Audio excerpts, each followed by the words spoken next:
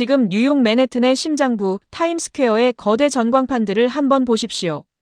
평소라면 르브론 제임스나 스테픈 커리 같은 NBA의 황제들이 차지하고 있어야 할 그 자리에 지금 한 동양인 남성이 압도적인 존재감을 뿜어내고 있습니다.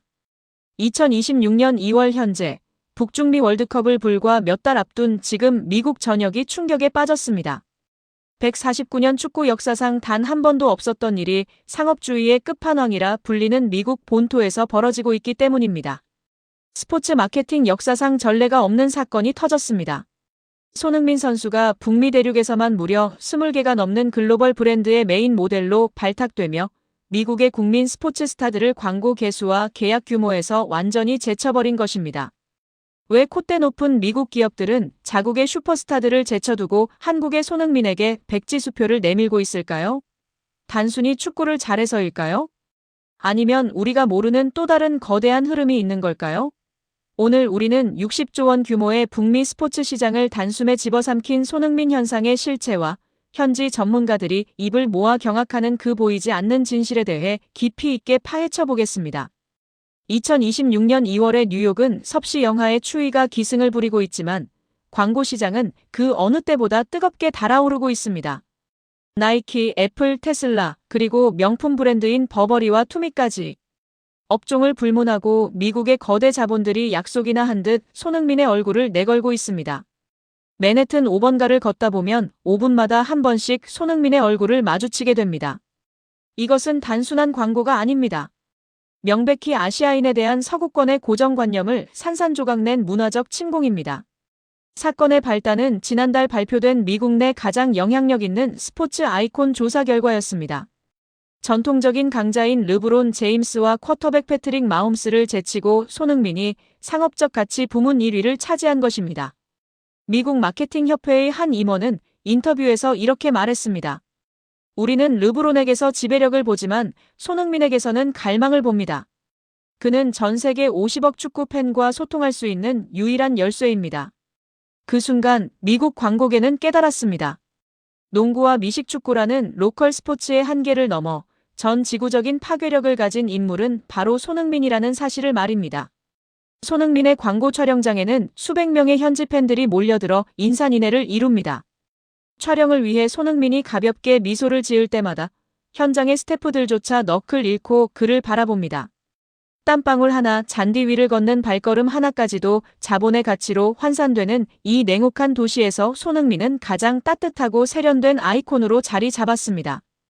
그런데 놀라운 점은 광고의 개수만이 아닙니다. 그가 체결한 20개의 광고 중 15개 이상이 단순한 모델 계약을 넘어 구단의 지분이나 수익 배분 계약을 포함하고 있다는 사실입니다. 이는 과거 마이클 조던이 나이키와 맺었던 전설적인 계약 방식과 흡사합니다. 미국의 억만장자 구단주들은 이제 그를 단순한 선수가 아닌 사업 파트너로 예우하고 있습니다. 이 현상을 지켜보는 전 세계 레전드들의 반응은 찬사를 넘어 경외심에 가깝습니다. 축구 황제 지네딘 지단은 최근 프랑스 매체와의 인터뷰에서 이렇게 언급했습니다. 손흥민은 축구 역사상 가장 깨끗한 아이콘이다. 그가 광고 20개를 찍는 이유는 그의 득점력 때문만이 아니다. 그가 뿜어내는 신뢰 때문이다. 기업들은 손흥민의 얼굴을 내거는 순간 자신들의 브랜드 가치가 정직해진다고 느낀다. 이것은 가르칠 수 없는 천부적인 품격이다. 하지만 단순히 인품 때문만은 아닙니다. 경제학적 관점에서 본 손흥민의 위상은 더 무섭습니다. 하버드 비즈니스 스쿨의 한 교수는 2026 손흥민 리포트를 통해 그가 창출하는 경제적 부가가치가 연간 4조 원을 상회한다고 분석했습니다.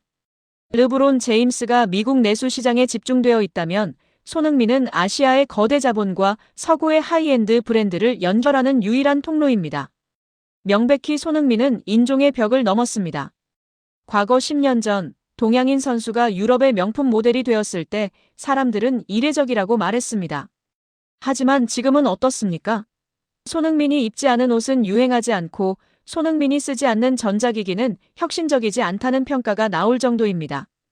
데이비드 베컴조차 사석에서 내가 전성기 때 누렸던 인기보다 지금 손흥민이 누리는 영향력이 훨씬 더 입체적이고 견고하다라고 고백했을 정도입니다.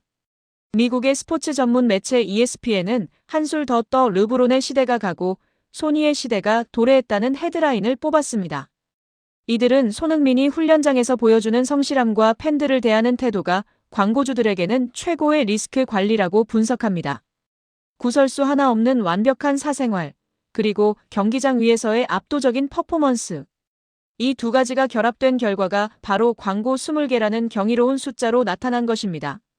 사람들은 손흥민이 찍은 화려한 20개의 광고 결과물에만 열광합니다. 하지만 그 화려한 조명 뒤에 숨겨진 진짜 이야기는 경기장 밖에서 시작되었습니다. 지난달 뉴욕에서 진행된 한 글로벌 브랜드의 광고 촬영 현장에서 벌어진 일입니다. 영하의 날씨 속에서 얇은 셔츠 한 장만 입고 10시간 넘게 촬영을 이어가던 손흥민은 단 한 번도 인상을 찌푸리지 않았습니다. 촬영 감독은 나중에 인터뷰에서 이렇게 회상했습니다. 수많은 월드클래스 스타들과 일해봤지만 손흥민 같은 사람은 처음이었습니다. 그는 막내 스태프의 이름까지 외우며 격려했고 촬영이 끝난 뒤에는 모든 스태프와 일일이 악수를 하며 고마움을 표했습니다. 20개의 광고 제안이 들어온 진짜 이유는 그의 얼굴이 아니라 그의 태도 때문입니다. 그런데 여기서 우리가 몰랐던 놀라운 반전이 하나 더 있습니다. 손흥민은 이 20개의 광고 계약을 맺으면서 한 가지 독소 조항에 가까운 특별 조건을 내걸었습니다. 그것은 바로 광고 수익의 일정 비율을 반드시 한국의 유소년 축구 발전과 소외계층 지원에 기부해야 한다는 조건이었습니다. 기업들은 처음엔 당혹스러워했습니다. 하지만 손흥민의 의지는 확고했습니다. 내가 이 자리에 설 수 있었던 것은 나를 응원해준 한국 팬들과 어린 시절의 꿈이 있었기 때문이다. 그 가치를 공유하지 않는 기업과는 계약하지 않겠다. 는 것이었습니다.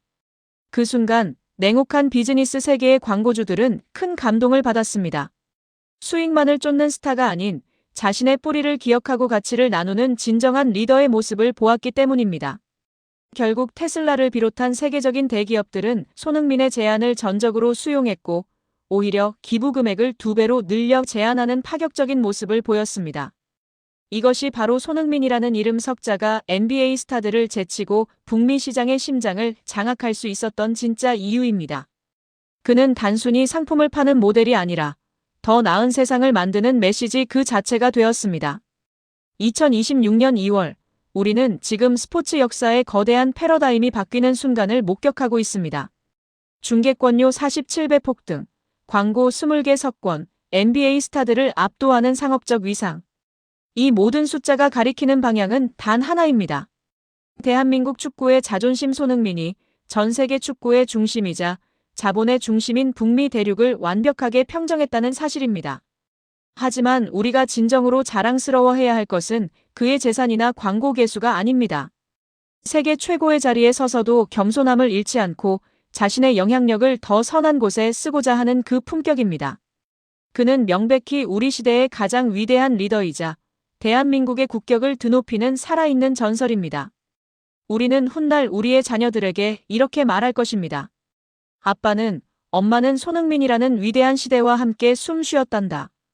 그는 단순히 골을 넣는 선수가 아니라 한국인의 진심이 세계에 어떻게 통할 수 있는지 보여준 기적 같은 사람이었어. 라고 말입니다.